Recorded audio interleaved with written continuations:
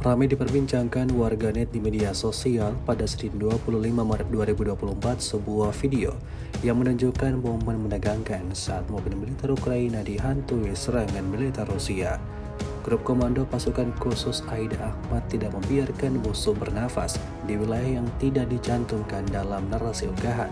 Mobil militer Ukraina yang tengah melintas nyaris terkena serangan granat dari drone Rusia. Mobil pick-up tersebut tampak membawa salah satu prajurit Ukraina yang menjadi korban serangan dari militer Rusia. Serangan yang tidak tepat mengenai sasaran membuat tentara Rusia geram dan terus berusaha mengejar mobil militer tersebut. Sontak peristiwa tersebut menjadi momen yang menegangkan bagi militer Ukraina, di mana prajurit yang mengendarai mobil militer tersebut berusaha melaju kencang untuk menghindar dari serangan granat Rusia. Hingga video ini beredar, beragam komentar dituliskan warganet.